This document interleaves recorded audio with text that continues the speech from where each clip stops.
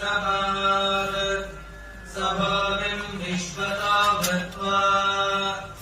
अत्यतिष्ठद्दशाङ्गुलम् पुरुषेशैकगुं सर्वम् यद्भूतं यच्च भव्यम् यदन्नेन